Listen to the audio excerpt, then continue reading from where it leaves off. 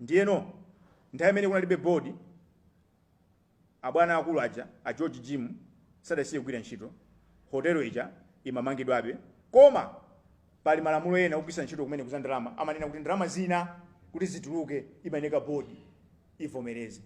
kusonyeza kuti akanakhala kuti ichi sanachisanduse ching'ombe choti azigawanako ndalama bwezi atayimisa kunena kuti hotelo iyi tayimisa kaye kufikira board ikhalepo chifukwa ndalama zokuti zituluke imayeneka kuti board itani izivomereza ndi amayi ndi abambo kunali ndalama za nkhaninkhani zimene zimaperekedwa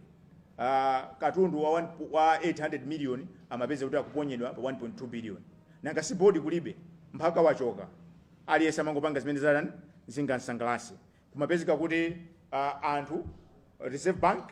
imapanga ma training konkuno koma ndalama za nkhaninkhani zikutengedwa kupangira ma training kunja kuli nkhani ya malo a 1.4 billion malo a 937 million koma munthawi imeneyo popeza kunalibe board analipiridwa pa 1.4 billion kuli nkhani ya malo ndalama zokwana 330 million zimene zinapita kuma training akunjawo pamene kuno Reserve Bank imapangisa ma training omwewo kudabwera company kuchokera ku Kenya ya Zamara kumagwira ntchito zonena kuti company ya ku Malawi ikhoza kupanga ntchito yomweyo komanso pa mtengo osika zikudabwisa mmene zikukwera ndalama zimapita ku company imeneyo poyambirira ku contract yawo yoyamba inali 165 million koma panopa inakwera za chaka chachiwiri inafika pa 256 million kuli 11.5 billion zimene nthawi imeneyo mu 2025 sizimaoneka kuti zayenda bwanji kulinso 456 million imene simaoneka pena paliponse kuphatikizapo kuntchito yomanga hotelo ija kumene kumafunika kuti board iziloleza kuti ndalama alipiridwe kapenayi kwapeza kuti kwaziwika kuti kunapita 4.9 billion nthawi imeneyo board kulibe gawo 67 ya malamulo oyendesera ndalama zopuma pa ntchito limanena kuti ma trustee achatachula 12 aja sakuyeneka kupasidwa ndalama zimene zimayeneka kuti zigwira ntchito kapena ndalama za misonkho yeniyeniyo pali ndalama zimene ameneka kuti azipasidwa koma mayi ndi abambo kumeneku kudachitika mkondwerero kunachitika phwando a feast I think APM would like to put it as a feast kunali chaka kumene 29.9 billion idagawidwa kwa anthu 12 aja ndiye atamanga masamu amaoneka kuti aliyense amalandira 188 million ngati basi ina yake aliyense akaone kusintha umene wapitako koma ndalama zachani za misonkho za anyamata aja anayamba ntchito pa 1 January 2017 aja anyamata aja amene anabadwa pa 1 January 1980 kumapita mu mtunda aja ndalama zawo zimenezi anthu ena alibize kugawana ndiye lero pano tinene pano poyera sidedi simayikira kumbuyo zakatangale koma pamene tikukamba kuti hotelo iji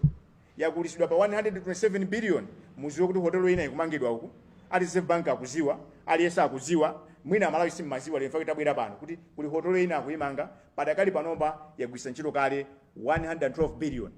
koma amayerekeza kuti ikamata igwisa ntchito 135 billion ndine mafuna tiyime pamenepo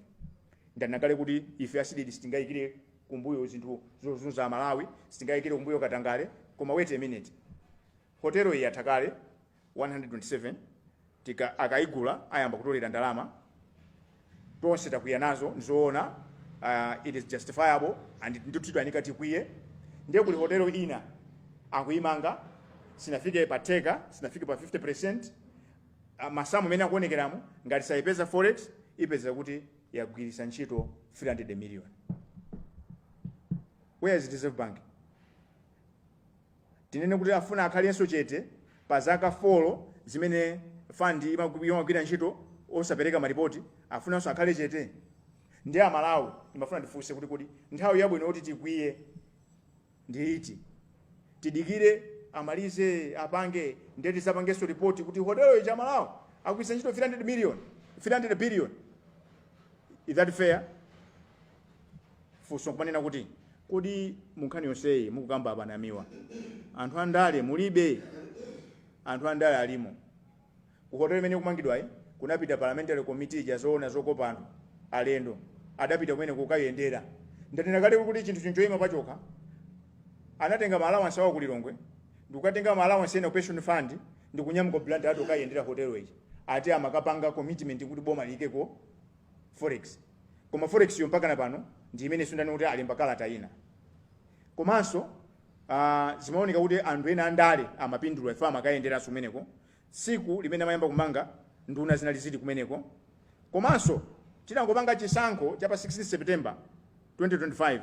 MCP itatuluka mboma mkulu ameneyo George Jim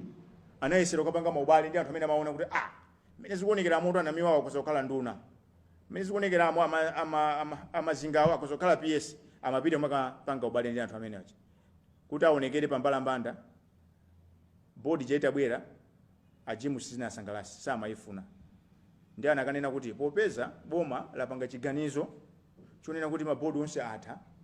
atanguyamba pamene kuna ntchito ya DPP ndiye kuti iso bodi ya pension fund yatani yatha anauza mabwana awo uyu wogwira ntchito amene ali ndi mphamvu zochotsa ntchito mabwana ake ndi anapanga ukaswiri adalemba kalata yake date yake pa 17 October 2025 ndi kuthamanga nawo Capitol Hill ndikukanyengerera mlembi ku nduna wa zachuma Dr. Cliff Chunda kusaina chimene chinavuta pamene chonena kuti achunda anayamba ntchito pa October 2022 koma kalata iyi yonena kuti bodi yapangidwa yatesedwa iyi idasainidwa pa 17 ndi anthu atayang'ana atalere achunda anazindikira kuti ndafazikidwa zosavala adalemba kalata ina pa 24 kunena kuti bodi imene ndio ima payoka komabe funso lilipo ngati mukumbukira mmene makamba kuti malamulo amanena kuti anthu ogwira ntchito ku bodi ku amasankhidwa mbali ziwiri ena amasankha ndi anaka ndalama ena amasankha ndi olemba ntchito amene ali boma kodi chidwi chimene DPP linacho mu bodi iyi yoti inasankhidwa ndi MCP ndi chani 1 2 ndanakale kuti kuli forensic audit koma chomvesa chisoni ndi manyazi nchonena kuti forensic audit akuti ndi achaka chimodzi pamene chikhalirecho zaziwika kuti kwa zaka 4 samapereka maripoti kodi mu zaka zitatuzi afuna abise ndani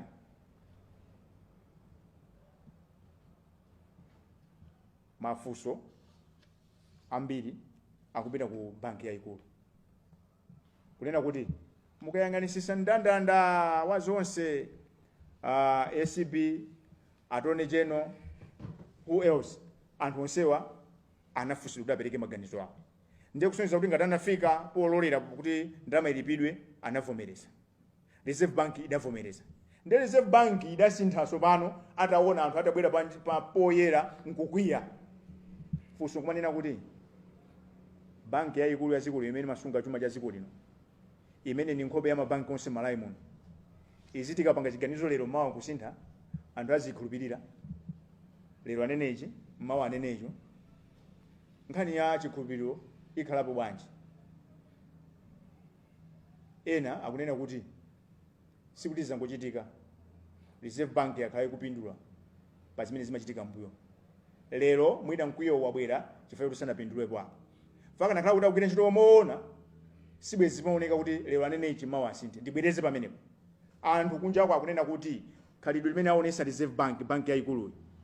ili kupereka mafunso kwambiri zikuonesa kuti nkhani iyi mu 127 mu afinke sanaone mucholowa akanaona mucholowa atakhala chete chifukwa chani fund yakhala ikuphwanya malamulo kwa zaka 4 kumangoyang'anirira ndikuyankhula pano lamulo likuphwanyidwabe ndalama za nkhani zikupita ku Blantyre hotel kumangidwa sakuyankhulapo kanthu koma nkhani iyi abwera ayankhula lero chifukwa kuti amalawi akuyankhula chifukwa kuti amalawi tilimbike kuyankhula fa anthu amatitola zinthu zambiri mdziko muno zikusokonekera kuti timakhala chete koma funso ndonena kuti bank ya Reserve ifotokoze kuntundu wa Malawi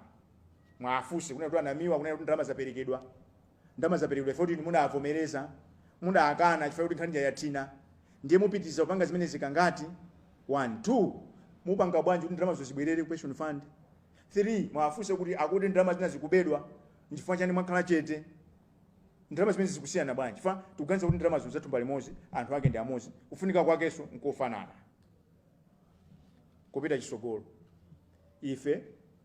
tikufuna kaununu amene akuchitika pano forensic audit yo zosatira zake zibwere pambalambanda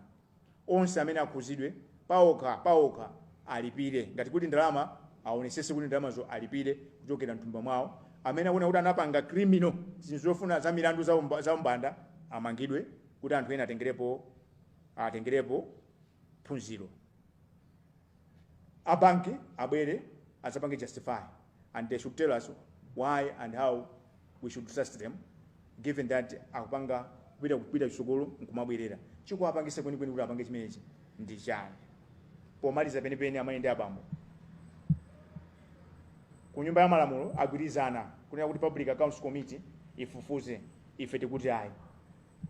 ifana ndikuuze niso pano tibwereze ngati malamulo ndi mavuto ife kuti andale timasirira zipanga zimene akufuna. Iyi ndikatero